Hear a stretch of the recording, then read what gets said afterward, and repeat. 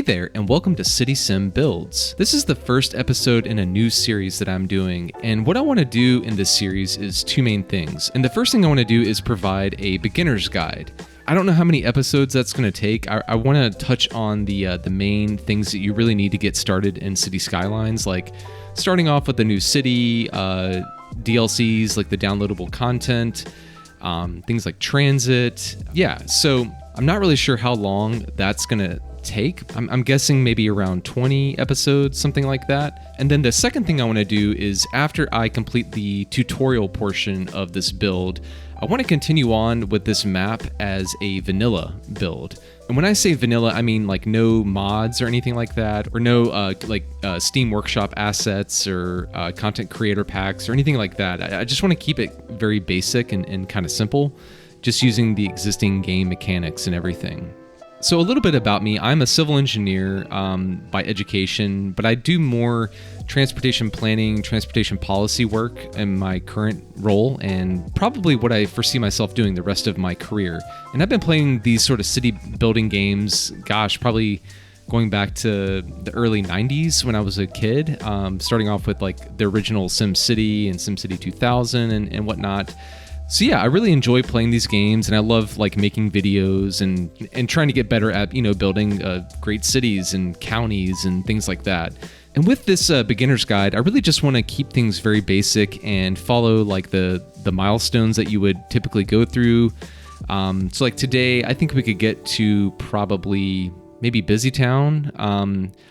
I don't know, maybe Boomtown. Maybe our goal can be actually to do Boomtown. But, I want to get to the point where we get all the way down here to the end at Megalopolis, where we have a population of 55,000.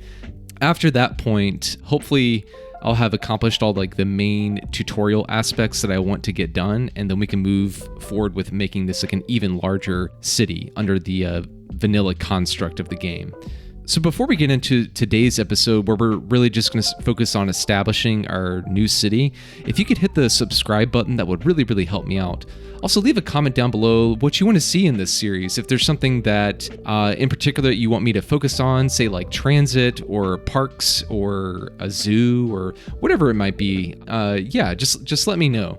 And also, if you continue to watch the video and you enjoy what's going on, please hit the like button. That would really, really help me out as well. But with that, let's get into today's episode, where we're going to focus in on just starting off our new city. So we have this area here, which is what the game comes with. You have this interstate highway type facility, and then you have a system to systems interchange, which is where you have a highway that meets another highway. And you have these ramps and everything. I'm not really a fan of like what the game comes with typically. And you start off with like a highway. That's not really how like cities have historically grown. So typically with cities, they start by the water. And historically, that's like where everything happened. Like that's where people settled the city like via a boat. And it provided like sources of trade and trade routes. And it also provided like access to like fishing and things like that. Before highways, like water was the highway. So I always like to start off my cities like by a water source if there's one available. And I don't really like to extend the highway out and like, build some interchange to start off with and everything. You lose a lot of money and a lot of resources doing that. So what I like to do is just, first thing is start off by placing a basic road, and that unlocks everything else here that we need to really get the city started. So given that the game has given us a highway, I'm going to anticipate that is something that's going to continue on in the future. Likely this highway will continue on that way. But in the beginning, I like to have the assumption that we're building a city that's based on the water and that grows from a place on the water. So I'm trying to find a spot here that I want to start my city. So let's go into cinematic mode. So I'm imagining like maybe some settlers came from out this way on a ship one day, and then they came over to this area, and they thought that this might be like a good place to have a settlement. There is some protection, in terms of it being a harbor and everything, and you have like a relatively flat area, and it's developable in terms of building new structures and things like that. So I'm thinking I might place the new city somewhere in here. So what I'm going to do first is spend a little bit of money and extend this road out to about, I don't know, maybe here. And then we're gonna use our roadway guidelines, which are these things down here. People also call them snap twos. You have like an angle, road length, grid, general road guidelines, and then you can toggle them all on and off down here at the bottom. But in the beginning, I typically just like kind of leave them on because it really helps plan out the roadway network that we're trying to place. So I'm imagining this area as being where the highway is going to be in the future. But again, I don't really like to like build some interchange or have some crazy junction there. But what I do want to do is just start off with these 2-lane gravel roads. They're very inexpensive, and they're really all we need to start a city and really get things rolling. And they definitely save us a lot of money. I mean, they're not expensive at like 20 cents, I guess is like the right terminology, per cell. And the upkeep for them is only like 19 cents a week. So it's a really great option. So I like to come here, and as you can see, we have a 90-degree angle, which is great, and place a connection like that. And then from here, I'm just going to build a road that goes towards the coast. And let's say we stop about right here. So one of the things I want to get rid of in this map, and I think this is like some sort of like World War II relic. I mean, these look like some sort of like gun batteries or something like that, and like trenches. I don't really want these here, so they're going away. But yeah, I want to bring this road down to about here. But when we get down to here, I want to place some roads that follow the shoreline and the topography as much as we can. So I'm going to use this tool, which is the curve road tool, and as well the freeform road tool to place some of these roads that kind of follow along the river here. So actually, let's start off with the freeform road tool.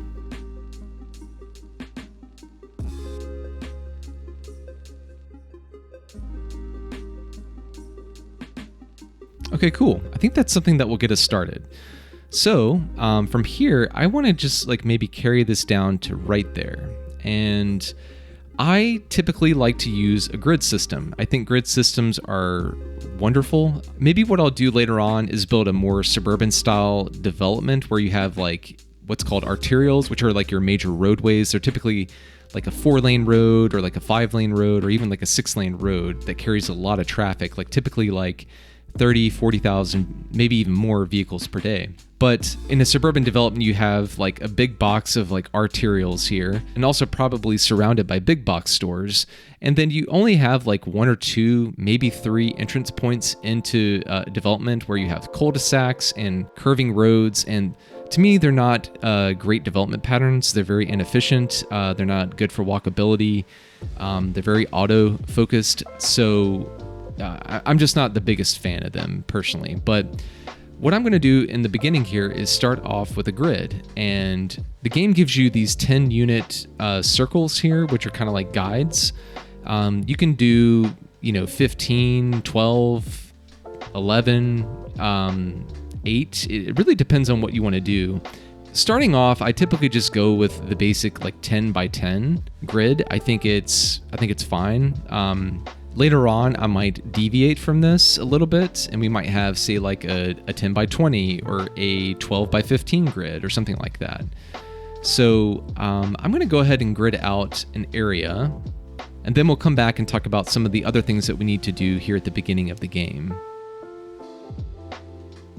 And then when I get to places like this, I typically try and stop the grid here, and then I'll use, like, say, the curve road tool, and then try and come up with a better connection, like at a 90-degree angle. So let's see if we can do that. So we'll bring this here, and then maybe we can connect in somewhere here. And whenever you do this, you'll see it creates this line, and that lets you know if you place a like the midpoint marker here and do a click, then you can connect up at a 90-degree angle typically.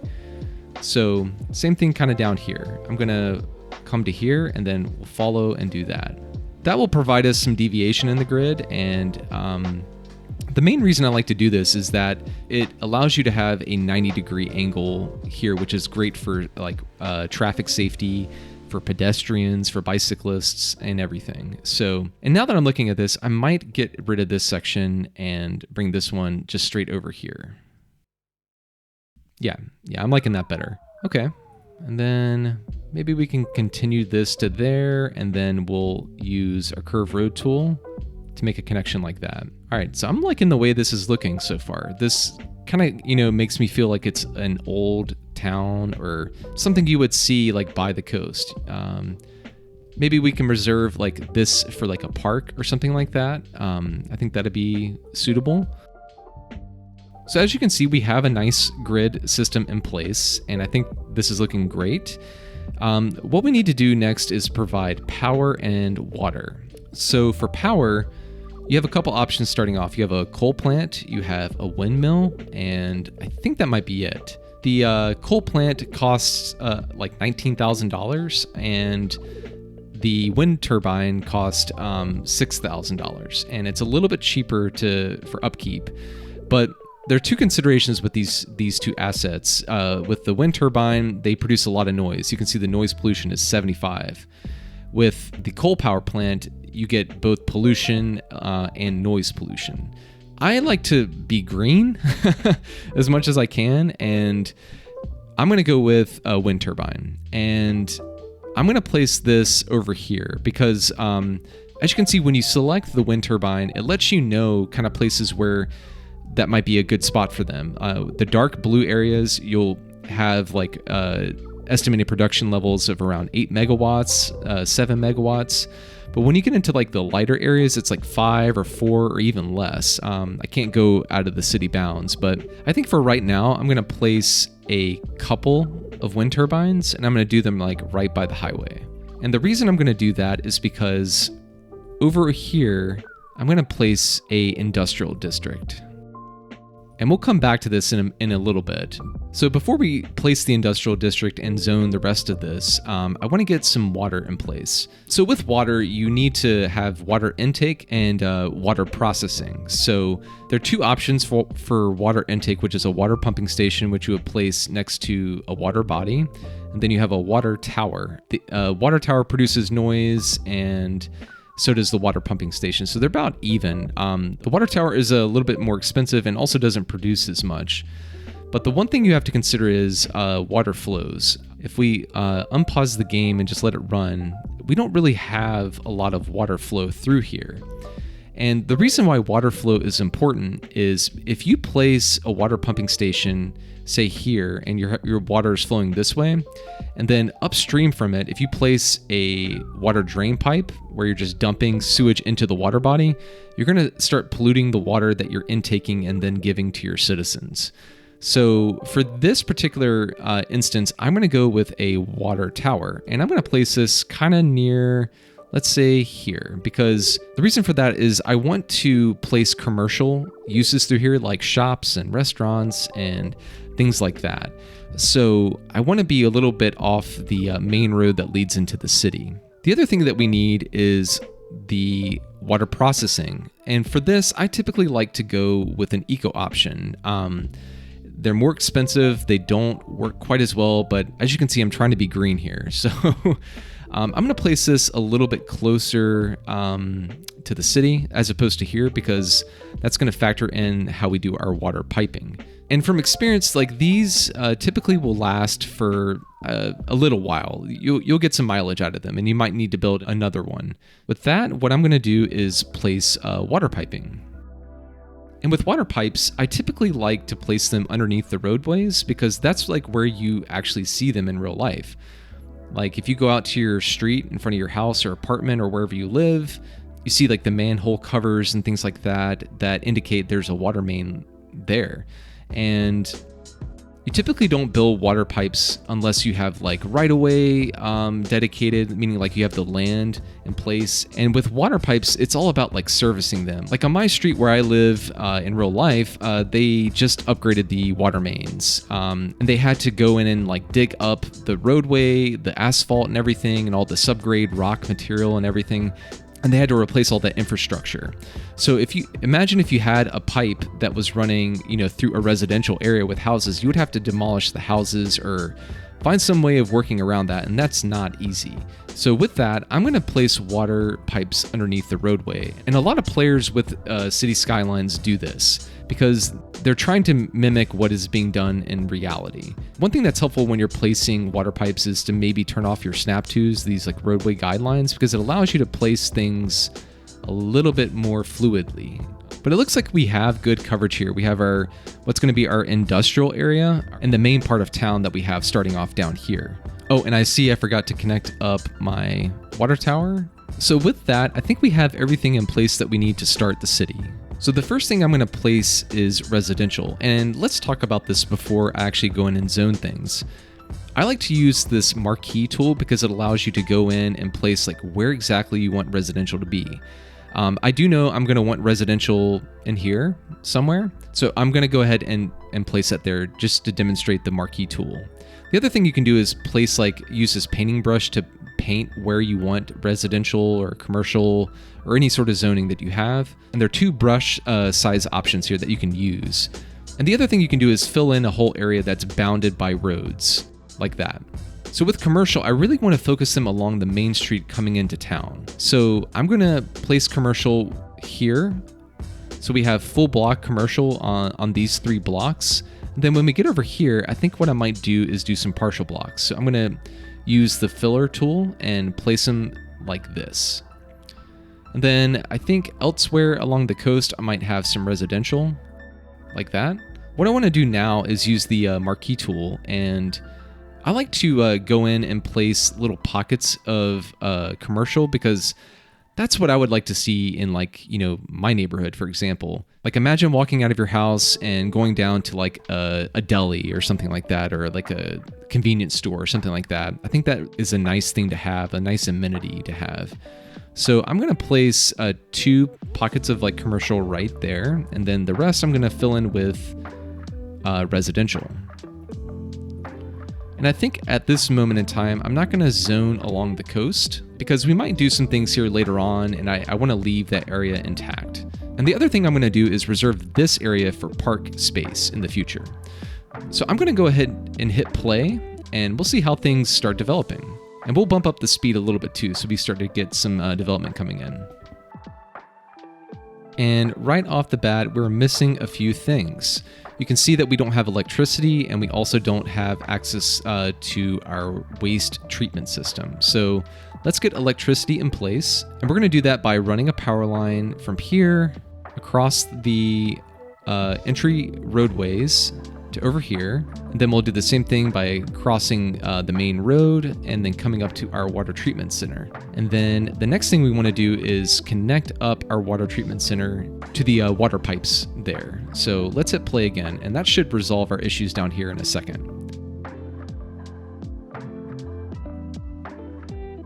All right, and it looks like we're doing pretty well. Let's slow the game down here a little bit. As you can see, we don't have any more residential or commercial demand, but what we do have is the need for industrial. So I'm gonna go ahead and place a big swath of industrial like that. And this is a good point to talk about another thing I like to do.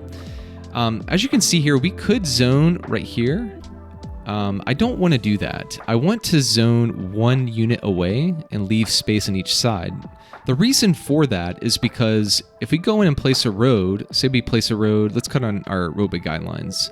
If we place a road here and then bring it back around this way, we really want that 1 unit buffer there. And this gets to be more important as well later on if you go to like a 4-lane road or a 6-lane road or something like that.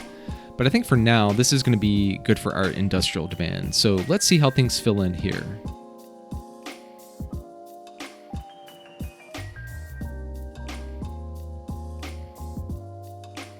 So things are looking pretty good over here. So as you can see, we have a little bit more residential demand, and we still have some industrial demand as well. But what I want to take a look at now is our budget. So in looking at our budget, you can see that we do have some things that we can modify here. So I'd like to be in the green, meaning that we're making money every week. So let's take a look at our electricity availability. Looks like we can come down a little bit on that right now. So let's also take a look at our water and sewage, and it looks like we can come down a little bit as well with that. So What I'm going to do is go into the budget panel, and I'm going to drop this down to about, let's say, 75%. And this top one here is for electricity production during the day, and the bottom one is for at night. So about 75. It doesn't have to be perfect, but I'd like to get it on 75 if I can. 74. Let's see if we can get that to be 75. Okay, perfect. So as you can see now, we are making some money, which is nice. And that's important for, growing the city and everything. So I'm going to speed things up a little bit. You can see we have a lot of traffic coming into the city now, which is great. That means that we're growing. So I think what I'm going to do is I'm going to use this as an opportunity to grid out a little bit more through here. And that way we can start adding a little bit more residential. And then maybe over here we'll have another little area of commercial. And then again, I'm gonna leave space here for future roads, like that. Oh, cool, we got to Little Hamlet, perfect. And I quickly got rid of that. So with Little Hamlet, we reached 340 in our population. Now we get to modify things like taxes and loans. We also get like garbage collection, healthcare, and education. So we get to place things like landfills and elementary schools and medical clinics and so forth. So let's go ahead and get some of those things in place. Actually, before we do that, let's talk about taxes. So there's like a rule of thumb with taxes in the game. You can go up to like 12% before your citizens start to be unhappy. So just to make use of that, I'm gonna bump everything up to 12%, and that will maximize the tax revenue that we're getting in the city. So it looks like we're running into some electrical production issues. Let's take a look at that. Yeah, so this is where you might want to go back into the budget and increase that back up to 100%. And it looks like we also need to expand our water as well. All right, that's looking good. And let's connect this over to there. So let's take a look at our different uses. We have a landfill site that costs $4,000, has no noise pollution, but has a lot of regular pollution. Then we have a recycling center, which has a little bit of noise pollution and also has 25 in terms of regular pollution. The recycling center is way more expensive, but we are making some money right now, and I'm feeling green still, so I'm going to place this over here. So I'm thinking of a good spot where I want to locate this. I'm going to place it along the main road here, and the reason for that is that the recycling trucks that come out of here can go directly down to our city down here, making it a little bit more efficient. The next thing we need is healthcare. What I'm going to do is utilize this block area and place one of these medical clinics. They cost $10,000, but you definitely need them. And before we place a school, I want to take a look at our electricity again. So we're teetering on the edge of being okay with our electrical production. So I'm going to place another windmill here, and that should help things out. And I was concerned that we're not jumping with our power, but it looks like everything is fine here in terms of the transformer line connecting up with the city. So the other thing that we need is an elementary school. So let's think about a good spot to place this. So right now, most of our residential is focused right in this area. And now that I'm looking at it, I'm wondering if I can relocate this to here. And that's I think that costs like $2,000. That's not gonna change things drastically, but the reason I wanted to do that is I want to place the elementary school right here. And that's going to provide good coverage for education for our town that we have. And as you can see, our town has a lot of residential demand, so we're going to continue to zone out through here and place some more houses.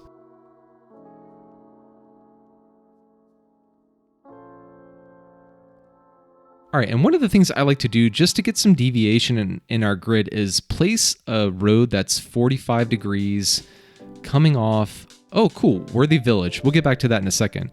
So what that does is it unlocks a new area for us. If we want to purchase it, we get things like districts, policies. We can take out a second loan if we needed to.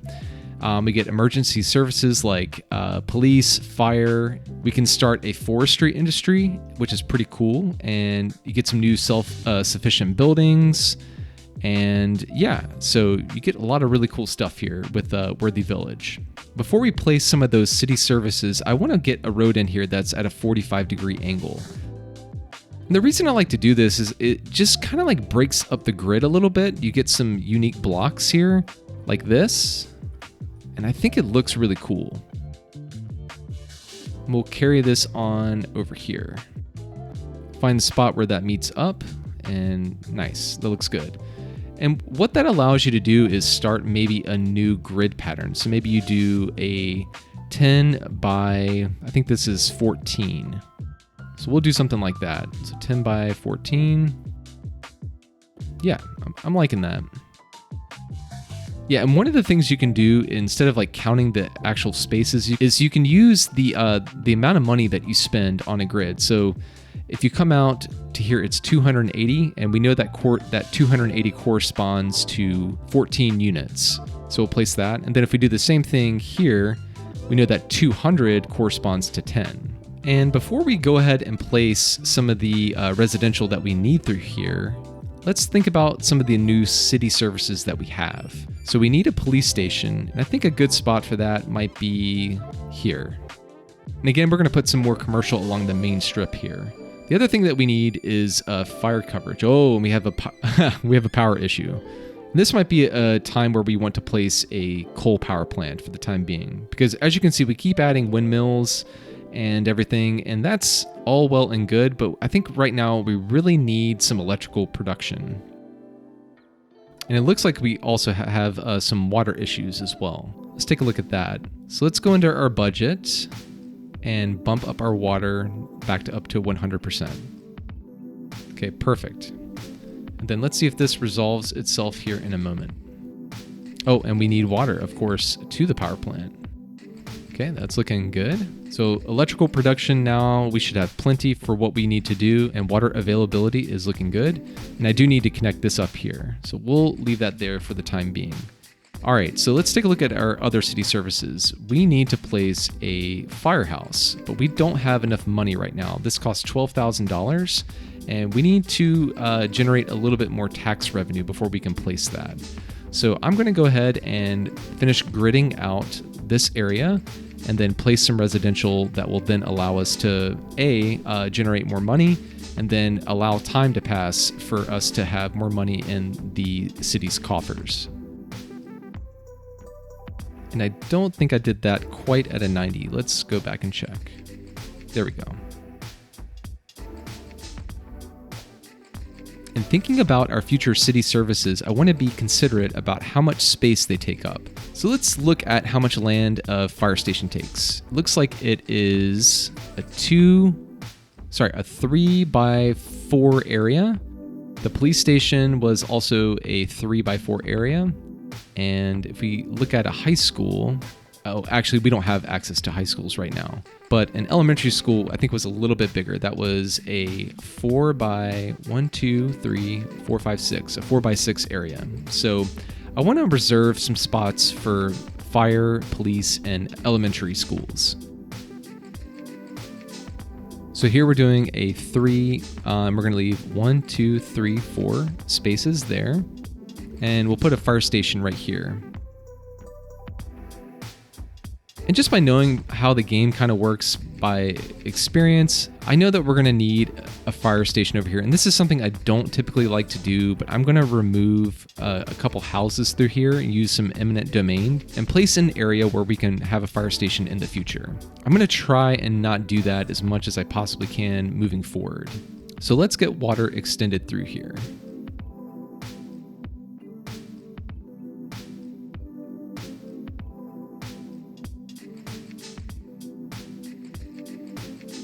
Okay, and we've run out of money, but we're gonna let the game run for a bit and see if we can start generating a little bit more money.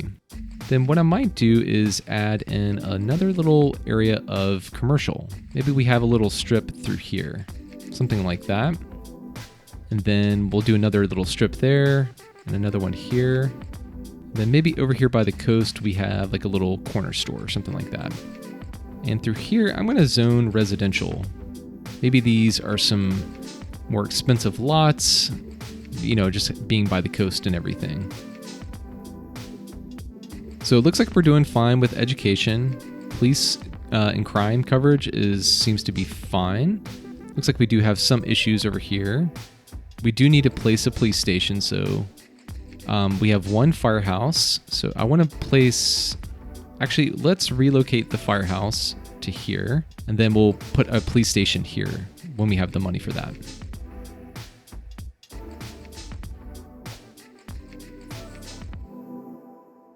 Then I think here we'll just have a couple little corner stores, and I think that should be good. Okay, cool. We got tiny towns. So this allows us to have park areas, and industry areas, pedestrian areas, do landscaping, more policies. You can enact all sorts of things like a pet ban or have schools out. You can do advertisement campaigns for things like parks. We get some more roads as well, which is pretty cool. We unlock some canals and flood walls if we want to use those, which might be beneficial in our town. We also get fences and playgrounds and all sorts of really, really cool stuff. Also, the other thing we get is an infusion of cash. So I'm going to go ahead and place that police station since we have a crime problem. And then I also want to take a look at our fire coverage as well. So we're doing good up there, and I want to place one down here. And that should really help us out on the south side of town. At least I'm calling this the south side of town. And it looks like we have some water pipes that are missing, so I'm going to go ahead and place those through here. And I think we should have good coverage now. Let's add that one spot there. Okay, perfect. So it says the crime rate is high, but now that we have a police station, I think things should be resolved here pretty soon. So with this latest milestone, we have high schools and we have public libraries, as well as an Institute of Creative Arts, a community school, which I think was there before. We also start to get some more health-related services, such as like a sports hall / gymnasium, but that costs a lot of money. That's $120,000, which we do not have. So yeah. So crime is going down. We were, I think, around 20 or 30%. Now it's down to 6, which is great.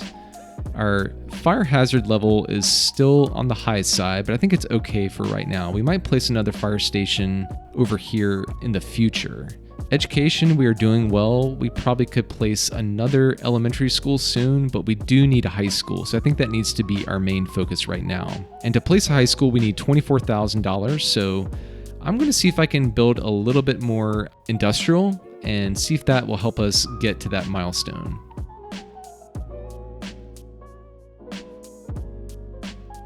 And the other thing we need is commercial. So I'm going to continue with the trend of having commercial along the main street here.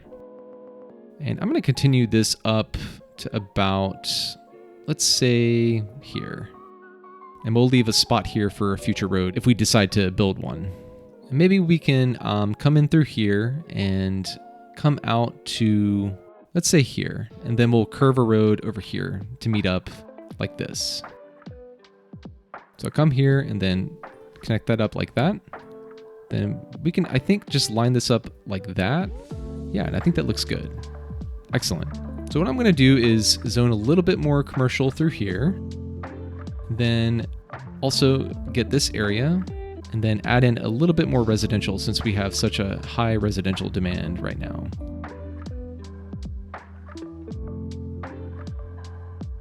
Okay, and we have enough money now for a high school, so let's go ahead and place a high school. And unfortunately, the high school is too big for this area, so I'm going to place this over here. Excellent, and that provides us with a lot of good coverage. Maybe what I'll do is, let's extend over here to this side of the road, and then come down, and then we'll tie in over here. And maybe what I can do is place a high school over here in the future to provide additional coverage.